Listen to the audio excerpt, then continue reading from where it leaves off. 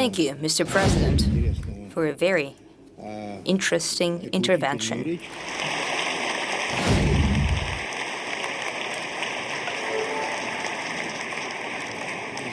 I feel that they are not going more of a speeches, but more of a discussion, because what you're saying sounds offensive to the government of the Russian Federation and to others as well. You said that we're doing something. I've been standing here for an hour and explaining what we're doing. Now, did you fall asleep? Maybe you took a nap, a cat nap, as they say, and you didn't hear what I said? For an hour, I was speaking about a whole program of 10 items on the agenda. Therefore, we're not just doing something, we're working on a new development strategy, and we have it in place. And we've done it for more than a year, not alone. We've done it together. Those brains that you've mentioned, entrepreneurial community with their associations, we constantly have meetings and conferences. We didn't do anything behind closed doors. And you suggest create certain structures, institutions. We have them in place. That central bank, the government of the Russian Federation, and part of the presidential administration in Russia.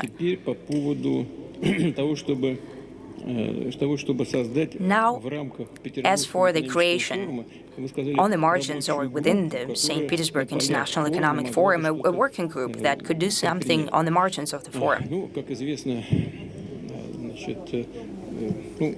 It is well known, we know a famous saying, and we know who said it. If you want to fail something, you need to create a working group. But I have to admit, we have so many working groups right now. I don't know where to chair them. There is yet another working group, and you need to be the head of it. I said, all right, I will think about it. And here, on the margins, yes, we can do that. But in the summer, please, because it's so cold, on the margins of St. Petersburg.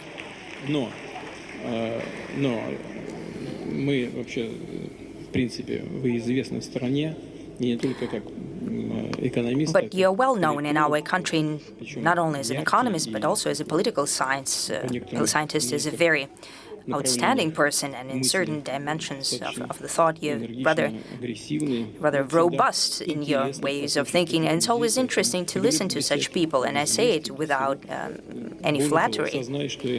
Besides, I have to admit that sometimes I read what you write and what you say. Therefore, we're not refusing to have this discussion. We're prepared to discuss everything that would benefit the Russian economy.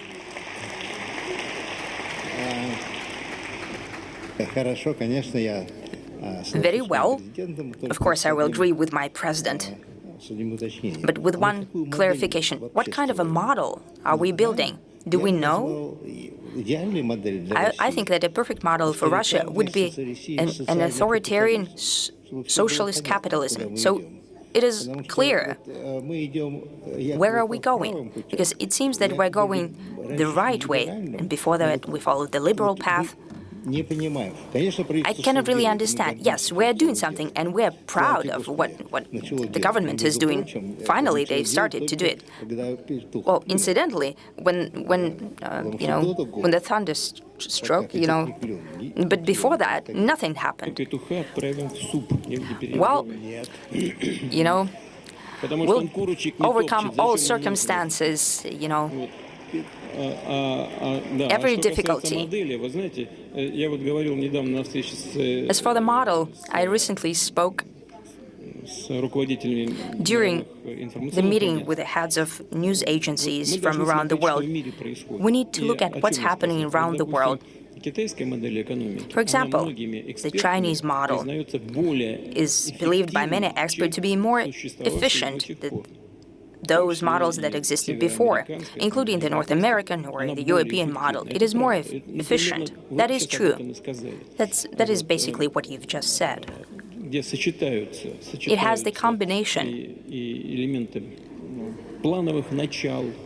of planned economy and a market economy. The Chinese managed to do that in their conditions, and I agree with this evaluation. It is indeed so. The figures of economic growth speak for themselves.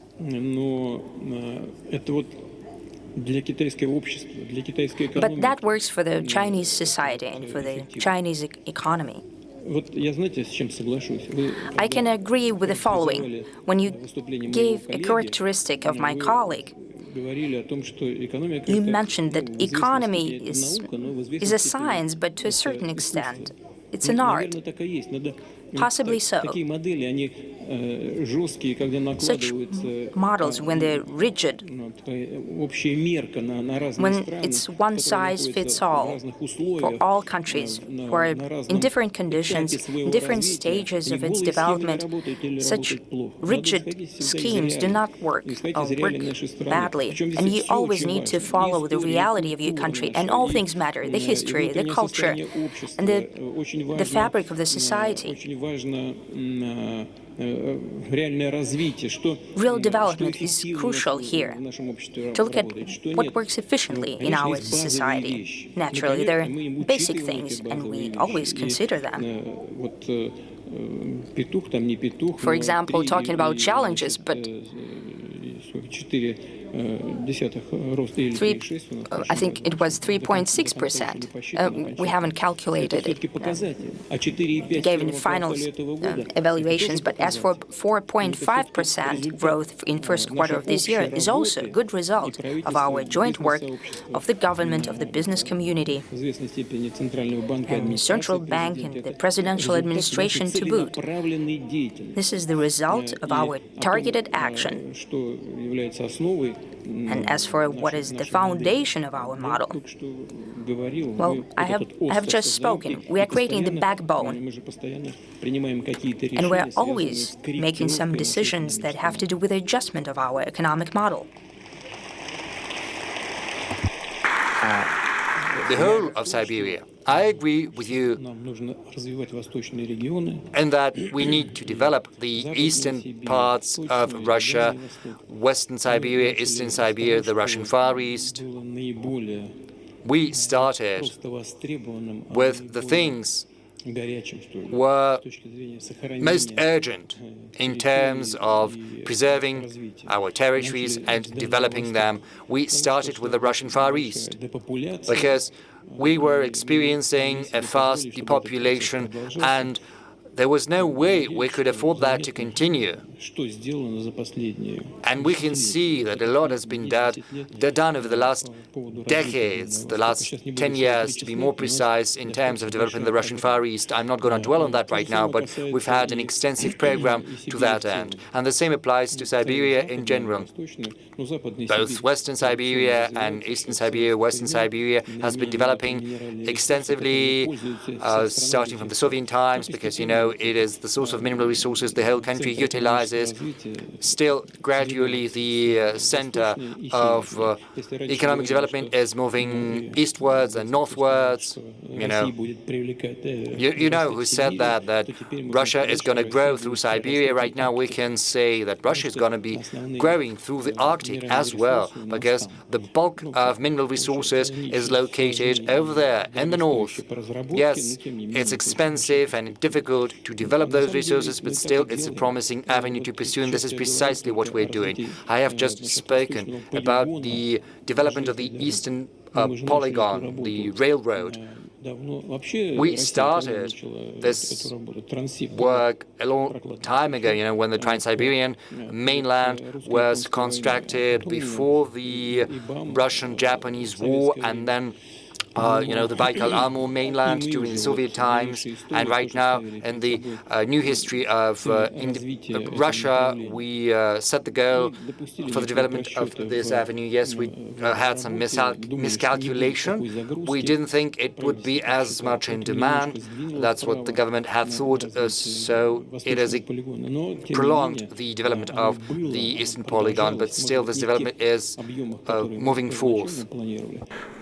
It is happening. happening, not to the scale initially planned, but we will be doing that. It's just that under the current circumstances, we can't afford to do it in the way that it was done during the Soviet time or even during the reforms of Stolypin. All he had to do is to hand out land. Why? The major means of production back then was land. Right now, the major means of production is human brains. We need to develop technologies. We need to build universities and train and educate proper people for that. And that's what we're focused on as well. During my speech, I mentioned student campuses in 40 universities that are to be created. We talked about development of science and education. I talked about the necessity of use of robotization, AI. Well, to a large degree, all of it will be happening in Siberia. This is our approach, and this is where we're going to move our biggest companies. Unfortunately, you can't do it purely through the administrative effort. I already mentioned some companies that operate in Siberia anyway, specifically Roshydro.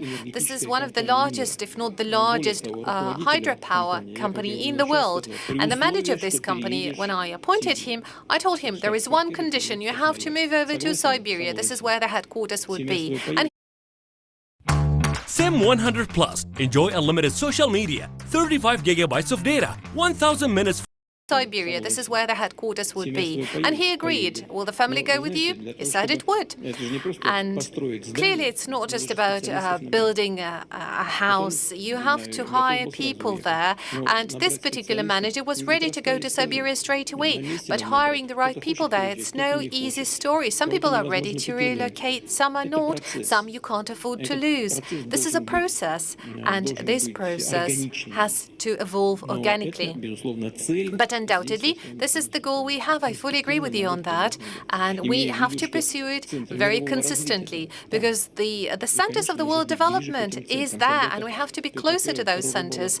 Peter the Great was breaking the window, building the window to Europe, because the center of development was in Europe back then. The centers of the world development right now are shifting towards Asia. There is no doubt about it. And we have to be closer to those centers. You're right.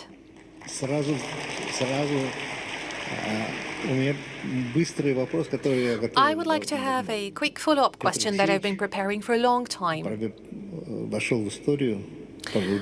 Well, Peter the Great is renowned for establishing close ties between Russia and Europe, opening up Russia to Europe. Back then, that was the most promising market.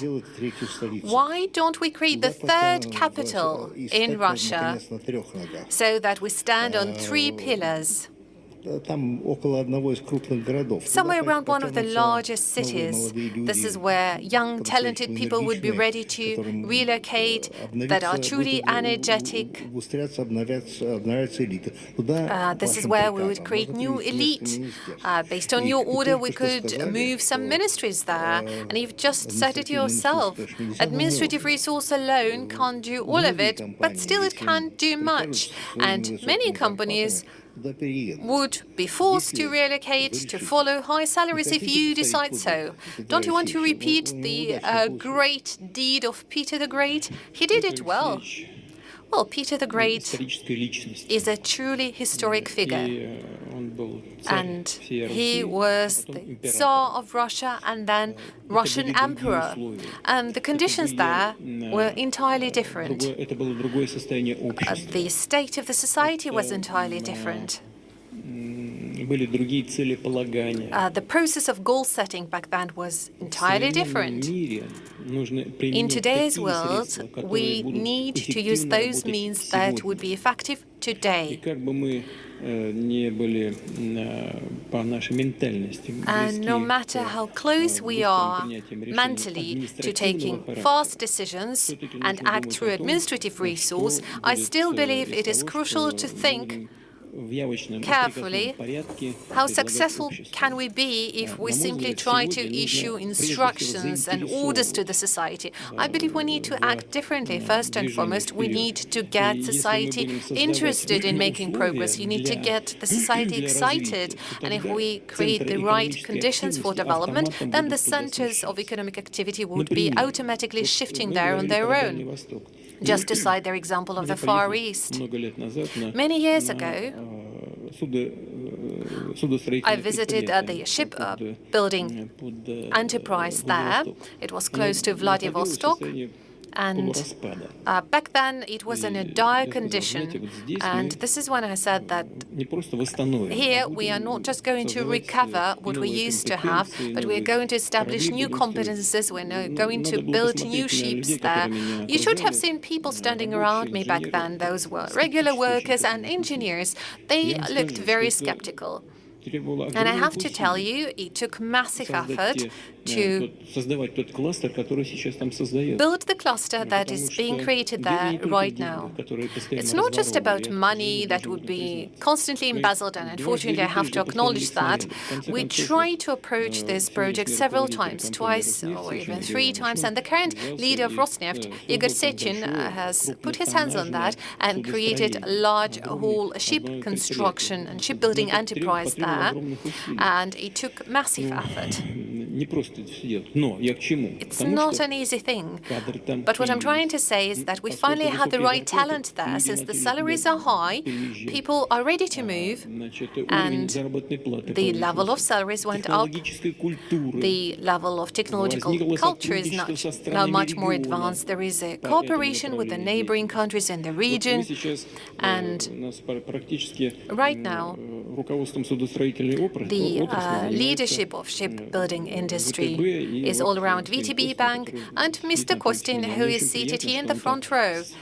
I am really pleased to see that he's very much engaged into this business. It looks like as if he has never been in finance and he would dedicate all of his life to shipbuilding. Right now we're thinking where else we could create one more enterprise of a kind, and we also see that it could be somewhere on the ocean coastline or close to the coastline.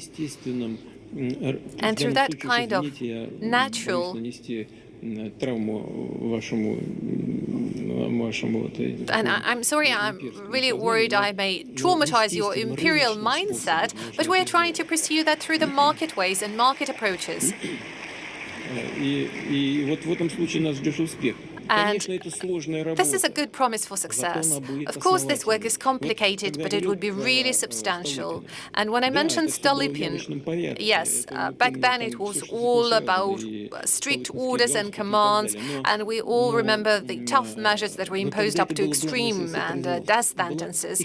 But back then it was economically feasible and meaningful to act in this particular manner. You provide people with a major means of production, you provide them with land, you provide them with the right conditions, and then it would work. Right now, giving orders and commands is not enough. I guess the approach that I'm suggesting is much more substantial, and this is where we are very likely to succeed. But otherwise, you're right. Of course, we need to focus on this particular area. Well, this is no longer an imperialist idea. Well, I'm not sure that they would be ready to recognize this kind of system. Look, Bretton Woods system is long dead. In 1976, and it was replaced by a Jamaica system. But at the same time, Bretton Woods system was largely based on the gold equivalent. In 1976, around this date, a number of other decisions were being made, and back then the United States decided to step away from the gold equivalent, and this is how Jamaica system was established. And this system decided to detach US dollar from gold equivalent. And what is the foundation for this Jamaica system? This is still in force up until now. This one is based on trust towards US economy.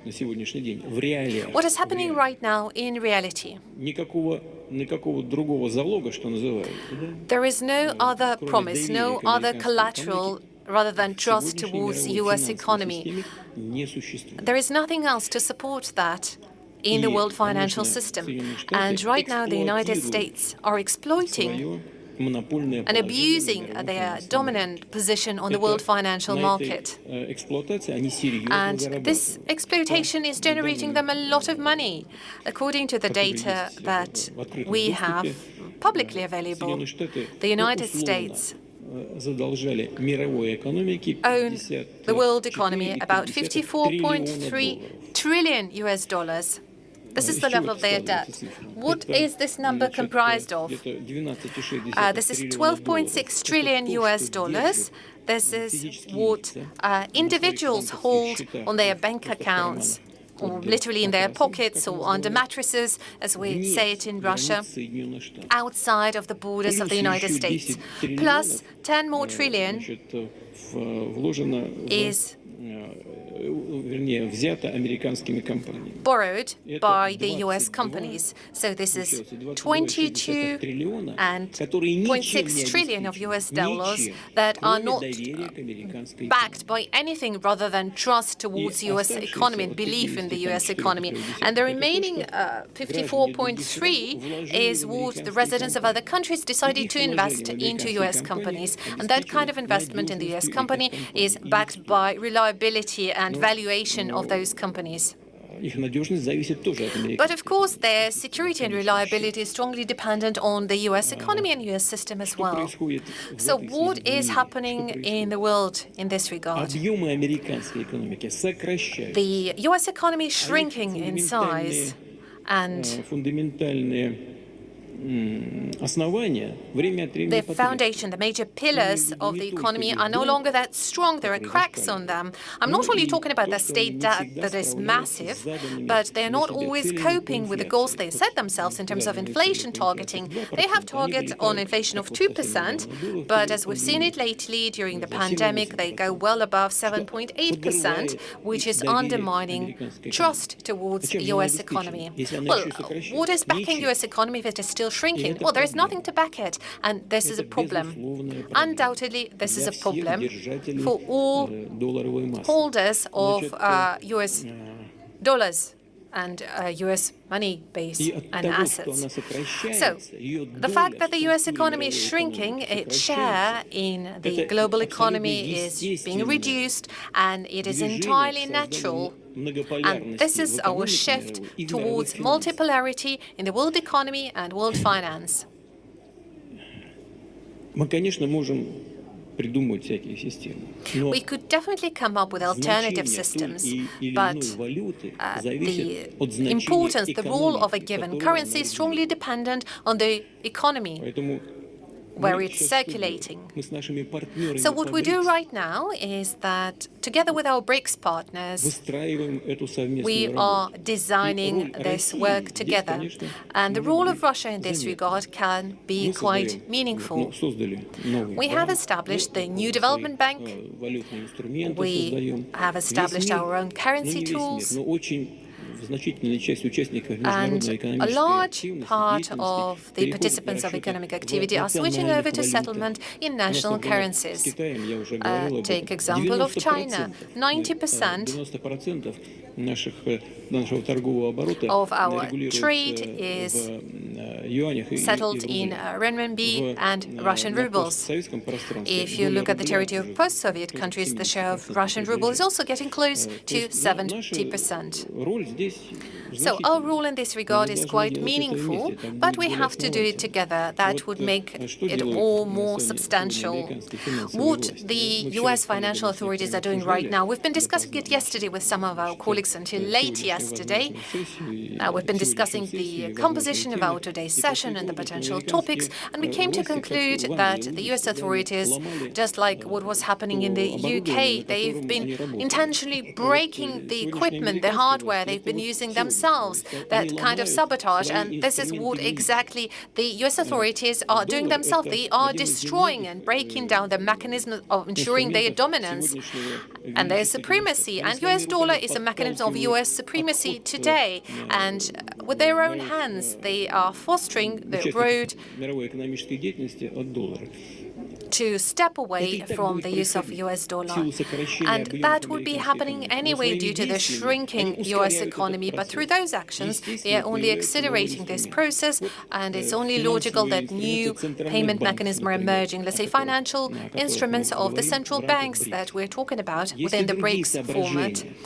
There are also some other thoughts on that. For example, right now our colleague from Zimbabwe mentioned the importance of attracting investment. Yes, that can be done and should be done, and not just for Zimbabwe, but also for other African countries and countries of South and Southern Asia in particular, and all developing countries.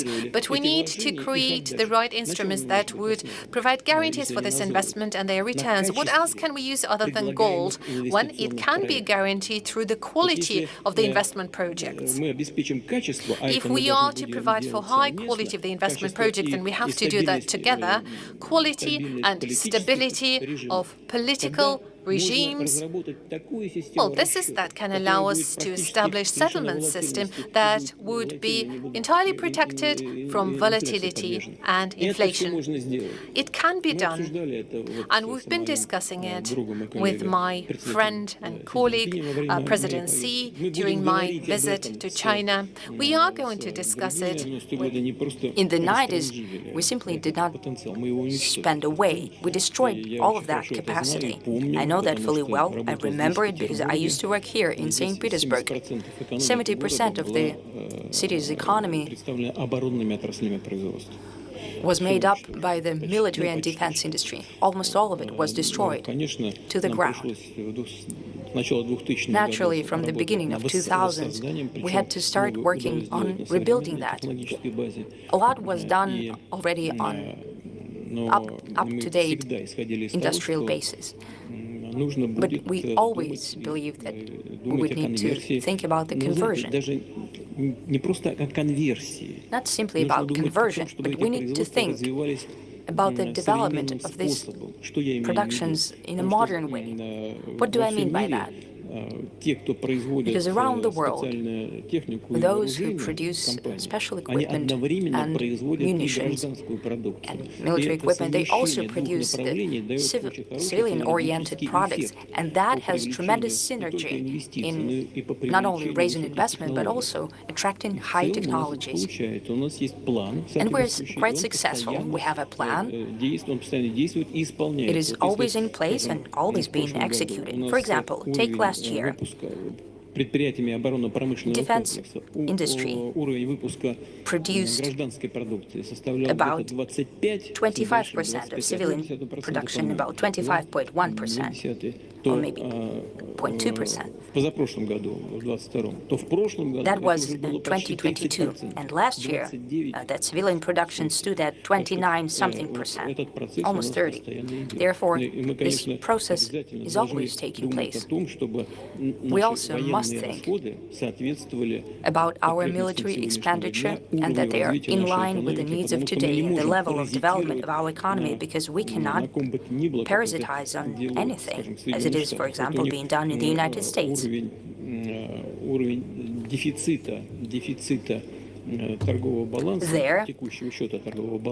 balance of payments deficit, their trade balance, is at about $1 trillion per year. Try to imagine that. Everyone here in the audience can really understand what that is. This is neo-colonialism in its modern issue. Using the monopoly of dollar, the United States are consuming by $1 trillion per year more than they produce, pumping out the resources from other countries. We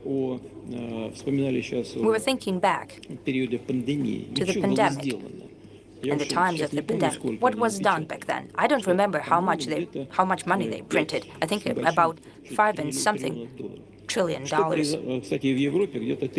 And Europe printed about 3.4 trillion euros. What was done next? They distributed this paper around their country. Later, they started to buy up food goods like a vacuum cleaner. They cleaned out the whole world. And for the first time, for many years, they were not exporters, but net importers of food. Right away, the food inflation skyrocketed around the world. But we cannot behave this way. We don't have this monopoly on the world currency as the US does. And we've never behaved ourselves as colonialists or neo-colonialists. Here, we need to use the capacity of the economy and to have a realistic evaluation of it. That is precisely what we do. And we try to balance out the situation in the industry, in the real sector of economy. And for the future, naturally, we're thinking about diversification. That is how we work. Thank you. Wonderful. Yet another question about economy, because I know that this question is very important for a major part of the audience. I'm not as bothered by it, but still, I can feel the vibe. We're conducting partial nationalization. Some say that it is being done to amend those terrible mistakes, or whatever that was, during the round of privatization. Those reforms, indeed, were rather dumb. Now, we have a matter of private property, and that was the reason for tremendous corruption, because there was a matter of corruption and organized crime. Well, now we have a reverse correction of privatization, but where is the limit? Where is the limit for that deprivatization? Can we define them, finally? Because if we say that we correct those mistakes that were done back in the 90s, then all mistakes were made, because everything that we did was illegal. It was done illegal with violations. I had to deal with those economic processes because science did not give me any wages, and I had to keep my family up. So I know what was happening back in the day. So everyone needs to be deprivatized right now. But that would undermine the foundation for our success. We saw the way private capital, including in our complex war conditions, is very flexibly finding and filling new niches, and gives us a much more flexible economy if it was purely state-based. Should we stop somewhere? Maybe we can say that the mineral resources are being taken away by the state. We prohibit the outflow of capital, and we declare private property sacred after a certain extent. And the KPI of governance and all leadership would be based on the level of defense of private property. As for mineral resources, they're all, even right now, they're the property of the state. That is the way it works. Sometimes they're leased to be managed by the companies. Still, it's a property of the state. Second thing, you spoke about criminal or wrongful privatization of the 90s. You know, however hurtful it might be for many in the country, still, I would not use such terms. I would not call it illegal or criminal. I don't think that it was done deliberately for criminal ends, but it was largely erroneous. It was based on the opinion of the economists with world-renowned names, also with Russian background. They said that everything needs to be privatized as soon as possible, even if it costs $1. Most importantly, that it lands in the hands of effective managers, and the state cannot be a successful manager.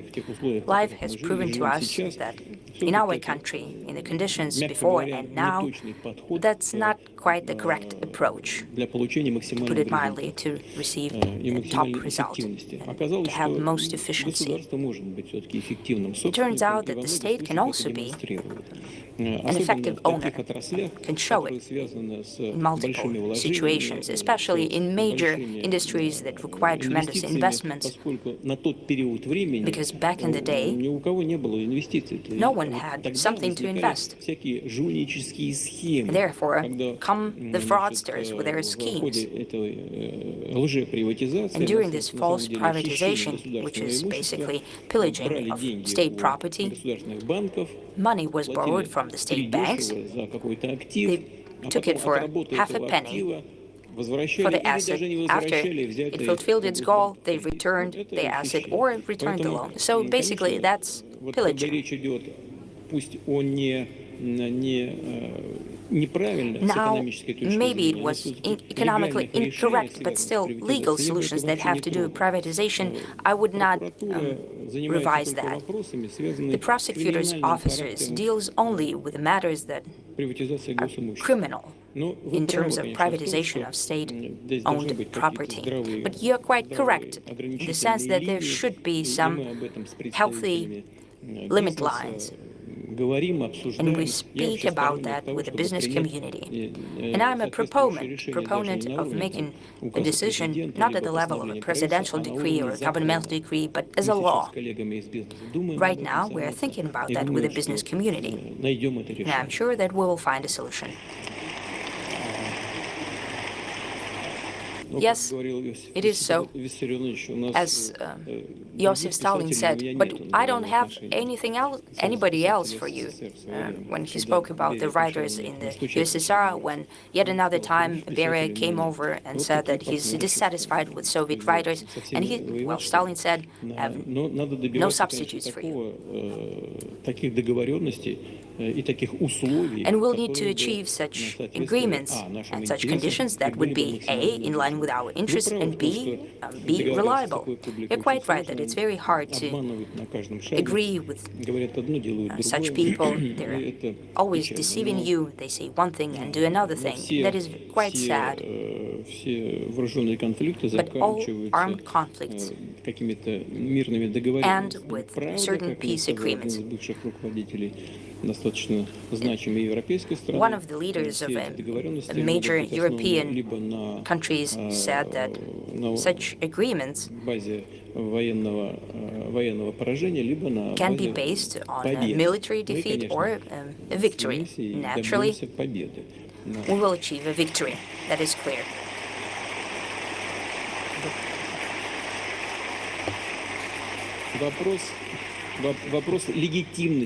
The matter of legitimacy of the status of those who we have to agree with. Yes, indeed, there are some issues because it seems that the incumbent authorities, if you take a quick look at the legislation of the Ukraine, it seems that the executive authorities of the Ukraine have lost their legitimacy. Article 103 of the Ukrainian constitution states that the election is done for only 5 years, and Article 83 of the Ukrainian constitution says that during the martial law, the mandate of the Verkhovna Rada, the parliament, may be extended of the Verkhovna Rada. And nothing is said about the extension of the mandate of the president. Now, there is also a law about the martial law and the way it works. It is said that during the martial law, the elections of the presidential elections are not being held, but it is not said that they're extended. I've graduated from St. Petersburg University as a legal professional, and that is very important. If it is not mentioned in the law, it does not exist. The penal code has the relevant article about the usurpation of the power, and it seems that it is indeed the case. Still, you can negotiate, because I think that according with the Article 110 or 110 or 11 or 9, the mandate is transferred to the Speaker of the Verkhovna Rada, the Parliament. Therefore, if there is a will, we can find someone to negotiate with. But I can repeat that only on those conditions that we have agreed on when we started those negotiations in Minsk and later in Istanbul, and not just some notions. So if we take as a basis those Istanbul agreements, we still need to proceed from the reality of today. That's just major brushstrokes. As far as nuclear escalation is concerned, we never were the ones to start this rhetoric. I do not remember who was that lady. It was the former UK Prime Minister. When she became the Prime Minister, she said she was willing to push the nuclear button. We never said we were. We only said that we have to treat this matter very seriously, and we did that. Everyone was accusing us of saber-rattling, using the nuclear weaponry. We were not doing that. Now, as far as the use or non-use of nuclear weapons is concerned, we've got the nuclear doctrine, which says it all. Just the day before yesterday, I spoke to the heads of news agencies, and I explained this to them. I said, we've got the nuclear doctrine, which says that we can only use the nuclear weapons in emergency cases when our sovereignty and territorial integrity are threatened. I do not think we're there. I see no need for that. But the nuclear doctrine is a living document, and we are carefully following what is currently happening across the world and around us, and we do not rule out the possibility of making amendments to the doctrine. Now, moving on to the nuclear tests. In the past, we signed the treaty and ratified it, whereas the US did sign the treaty but didn't ratify, so that's why we withdrew the ratification. If need be, we can conduct the nuclear tests, but so far there is no need for that because we've got the computers and the information systems that allow us to do that virtually. Now, you spoke about the speed, the outcomes. You said that incumbent upon me is great responsibility. That's true. Can we speed up the decision-making processes? Yes, we can. But it will accordingly bring up the possible losses, and that's why I take into account what the proposals from the General Staff are saying. Speed is important, but the most important thing is to care for the lives and for the safety of our guys who are fighting at the front lines. That is why the military are doing their work, starting from this beginning of this year. 47 settlements have been liberated, around 880 square kilometers. We are pushing the adversary from the territory of Donbass and the adjacent territories. The General Staff and the Ministry of Defense have the requisite plans for us to achieve all our plans, all the goals we have set forth, and I'm confident that all of these plans will be implemented. Well, you'll bring out the heat. I think everyone has got scared already. Well, you've spoken about the Europeans. There can be different types of logic. But God forbid it should come to some kind of strike. Everyone needs to understand that we have the early warning system for missile attacks. The same system is something the US has. No one else has such a well-developed system. Europe has no such early warning system. So in that sense, they are more or less defenseless. Second, the power, the might of the strikes. Our tactical nukes are 3 or 4 times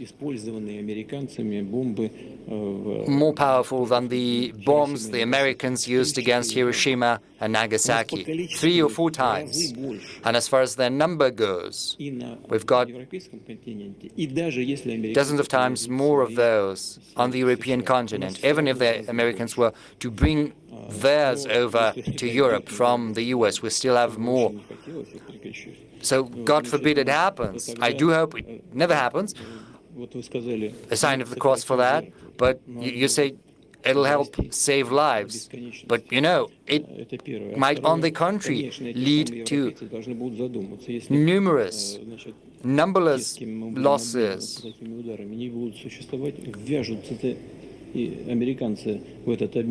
And, you know, if the Americans were to get involved in that exchange of strikes using their strategic weapons, well, I don't think they would get involved. And the Europeans have to think about that as well. But be that as it may, I am hopeful that it'll never come to that point. And there is no need on our part for that to happen, because our military are gaining experience, raising their efficiency. Our defense industry is performing admirably.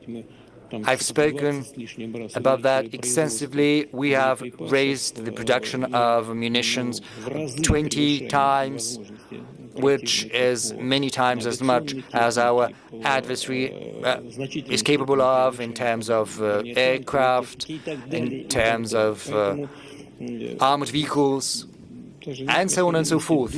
We're superior, so there is no need for us even to contemplate such a possibility. So please, I would like to address everyone. Do not mention such things idly.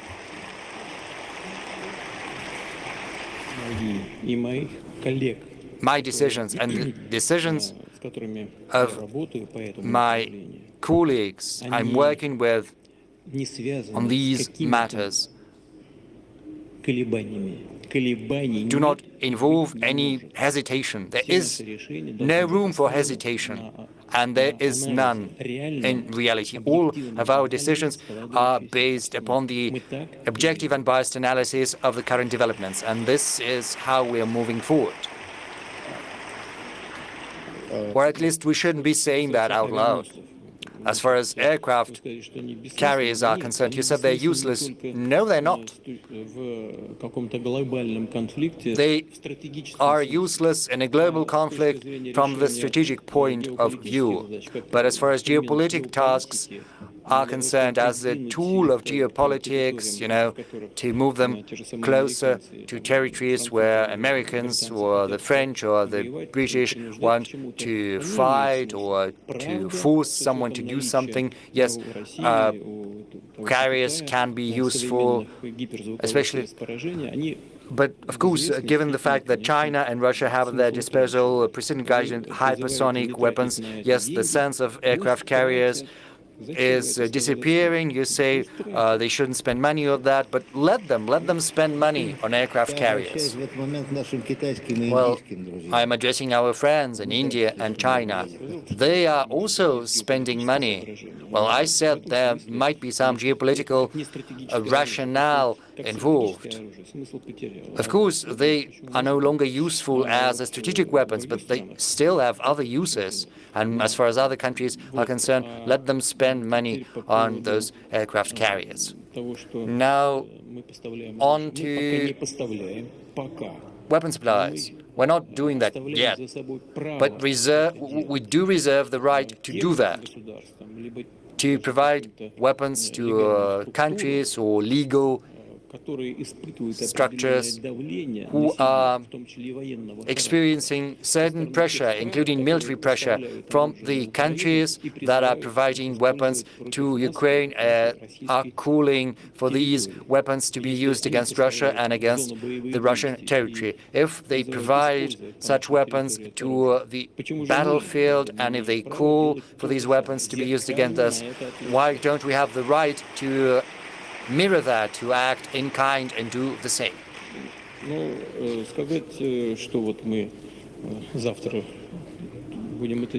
But I would go as far as to say that we're going to do that tomorrow, because any such supplies would involve a number of factors that in this or that way would have a bearing on certain regions of the world, and we have to give it a lot of thought. Well, if we were to follow the recommendations coming from you, if we were to follow as fast as possible, if we were to go forward as fast as possible, then the current level of troops wouldn't be enough. But we are following a different rationale. We are pushing the adversary out of the regions that have to come under our control. And that means there is no need for us to have any mobilization, and we have no plans for that.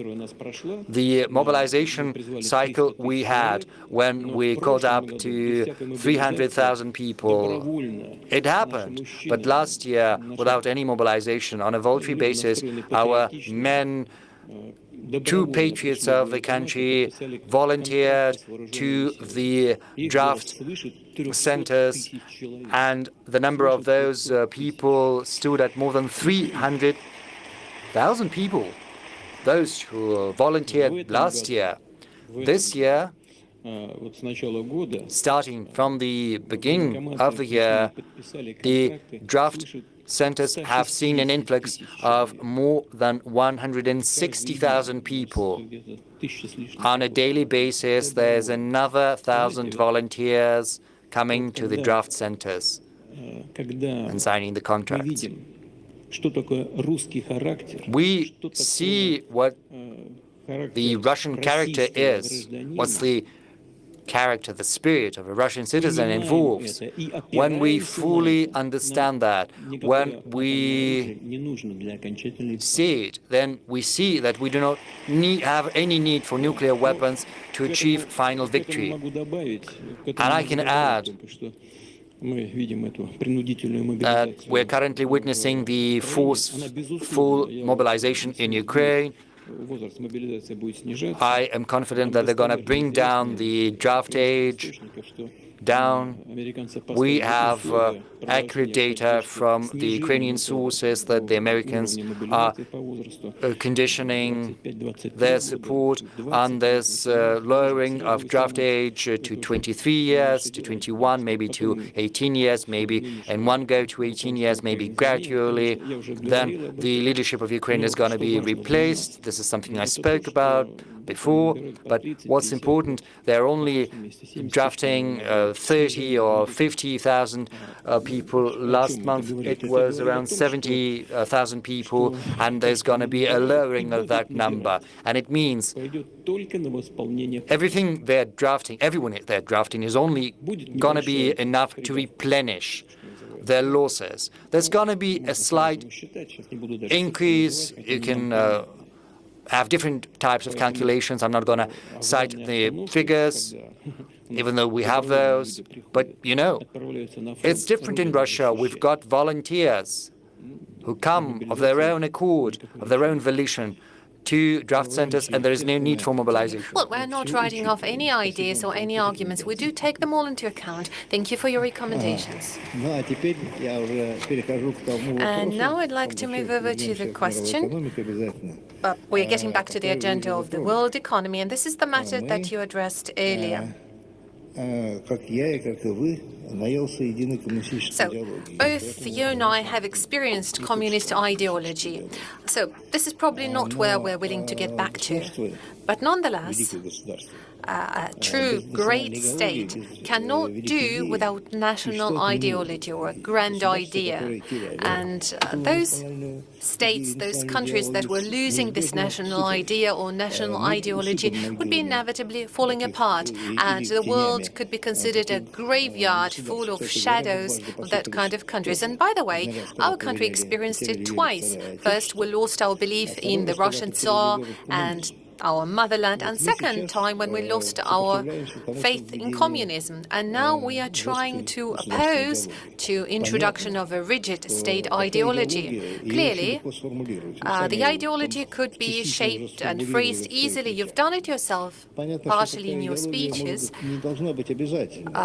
Maybe that kind of ideology does not have to be mandatory, but maybe it has to be mandatory, at least for those people who want to be leaders of this country, who want to be elite of this country.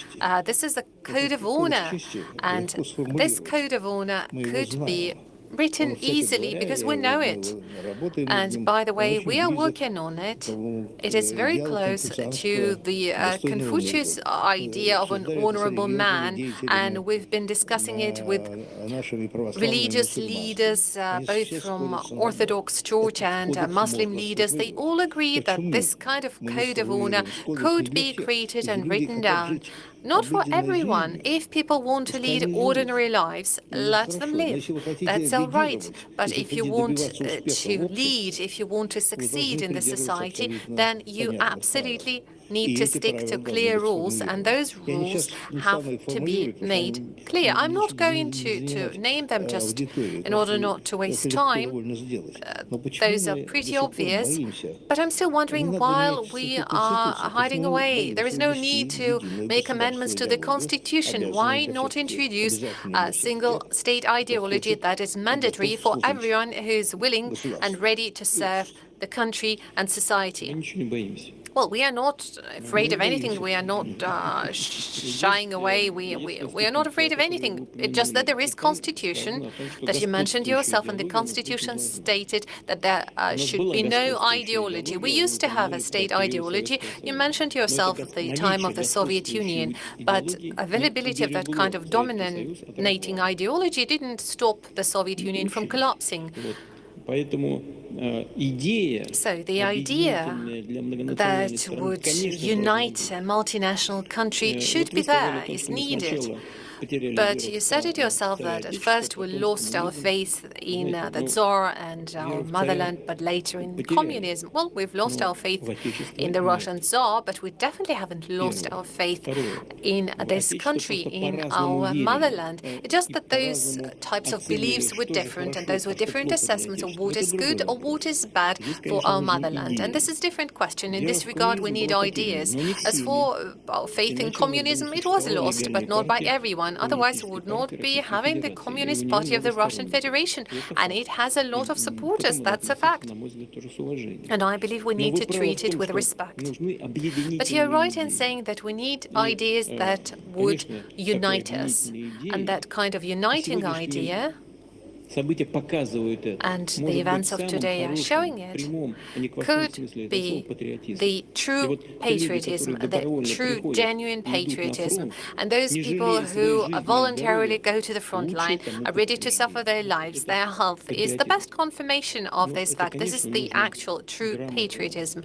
But you have to approach it in a very reasonable manner. You need to present it properly, reasonably, in a really beautiful manner. Please help us with that. That would be my pleasure. And I agree it has to be done. And I'd like to assure you that I remember the time when the communist ideology was dying out. I wasn't sorry about it, but because of the death of the communist ideology, that country back then died. And that is because vacuum emerged, and there must be no vacuum. We need to fill it with clear things. Give us an order and we will act on it. But then we need to present it to the society, to the elite, to make it more or less mandatory. And then it would work. By the way the communist ideology worked, that was mandatory for everyone. And for a very long time, for many years, there were many beautiful things about it, and it was helping our country to move forward. It helped us win in a horrendous, dramatic war. So we do need ideology. You know what? I suggest we do not go any deeper into this discussion. We do not make it any more extreme. I'm happy to discuss it with you, but it's not just this communist ideology, although it played an important role in our victory in the Second World War. But if that would be the only thing uniting this multinational country, well, yeah, it could be. But then my question is, why would that be the case that people would be carrying icons on aircrafts above Moscow to give it protection? Why church was brought back to this country? Well, just as like we hear it today, out there in the battlefield, there are no soldiers who do not believe in God. And the same happened back then. Of course, ideology played a role. People were going to the front line for their motherland, for Stalin. But motherland would always come first. We must not forget about it.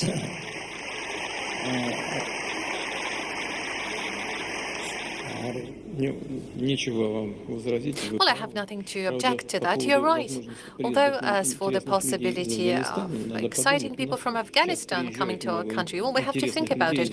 Right now, there is a number of exciting personalities coming from other countries to Russia. But you're right.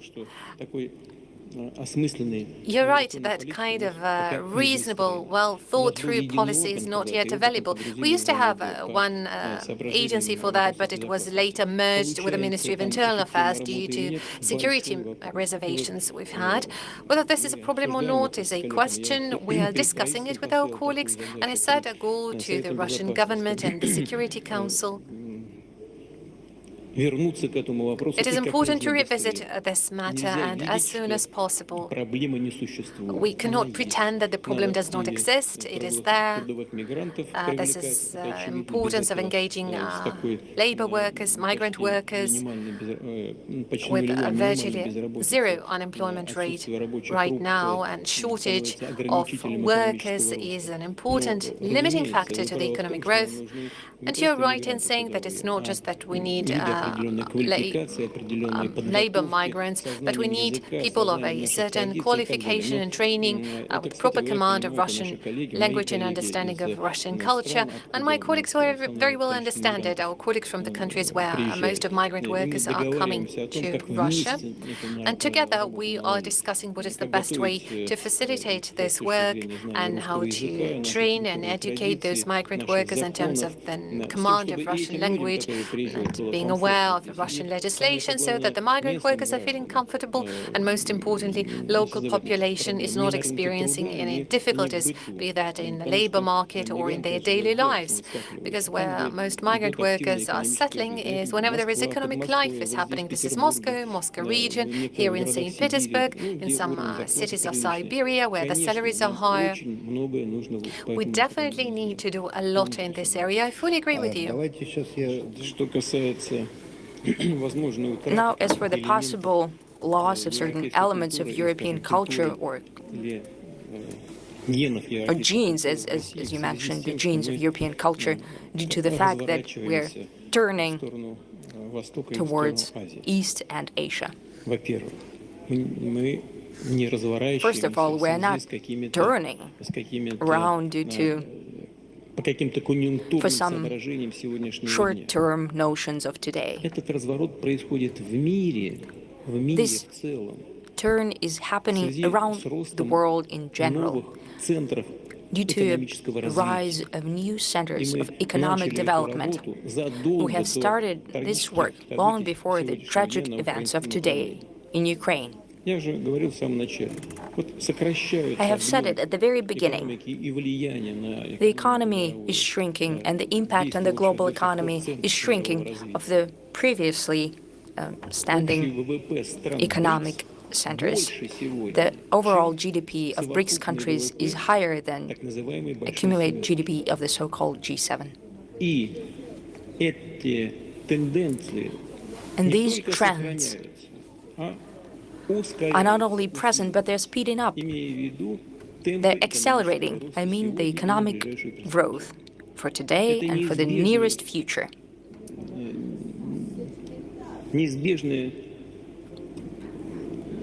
This is unavoidable. Unavoidable phenomenon, and nothing can be done about it. no one can do anything about it. Whatever happens, this trend will continue. And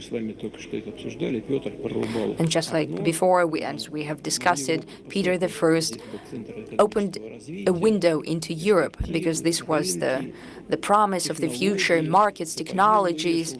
He put some boots as it was done in the Netherlands before. It was an example, but the world is becoming more diverse, and we try to respond to that. As for the elements of European culture, we're not losing them, the elements and the European genes and the culture. But that part of Europe that is called the Western Europe, where is that European culture? It will soon be gone. It will be just architectural monuments, but the culture, first and foremost, is the consciousness of people. Today it is being poisoned by global liberalists. They are prioritizing not the interests of their own nations and their cultural code, national code, and some notions far removed from reality, something about global liberalism. I think that this is key. By definition, to a certain extent, we are becoming a center of traditional European culture and traditional European values. And if we think back and look into the history, even to those who are non-believers, is first and foremost based on the Christian culture. For us, for Russia, with many religions, I don't know who was the author of the words. You said that first and foremost, this is the military machine for the Russian nation. Whoever said it, I don't agree with that, because initially Russia was coming together as a nation with multiple religions. Think back to the orders of Catherine the Great or other leaders, as they would have called them, czars and emperors. When they acquired new territories, they always told to respect the local population, their traditions and their beliefs. That's how Russia came together. Naturally, a major part of Russian culture is European culture. And we become the carriers of that culture while it is being killed off in the European states. Today, being aware of that, many Europeans try to develop using their own traditional values. Whether they succeed or not, we will see as the results of the election to the European Parliament, the EU Parliament. But what needs to be done is to develop our country using those historical traditions of the past that brought it together as a multinational, multi-confessional state. You spoke about the role of St. Petersburg. It is indeed what we are doing right now. All our cultural activities are being developed in many dimensions, including with our friends and partners from around the world, from all continents, Latin America, Africa, Asia, and so on. You mentioned St. Petersburg, and I'm looking at the picture to the left, to the right. Look, in the center of this picture, well, to my right, is St. Isaac's Cathedral. Even more to the right, Senate and Synod, the Admiralty. This is the view from the university where I used to study, from the 12 colleges building, the first government of Russia. To the right, the Menshikov Palace. And over here, this is the spit of St. Basil's Island, rostral columns, St. Isaac's Cathedral, the stock market. This is the view from the Hermitage. But if we cross over and look back to the 12 colleges building or the Hermitage, it will be just as beautiful. Why?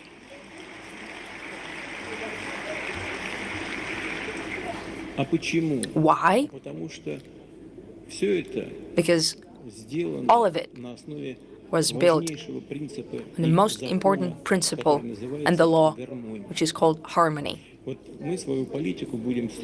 And we will build our policy on this on harmony.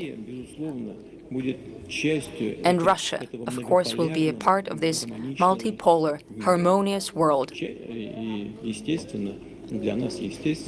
It is quite natural for us that we'll be following, to a major extent, the European culture, because the Russian nation is part of that, but will treat with the same respect culture and traditions of other nations of the Russian Federation, and we're powerful through this unity.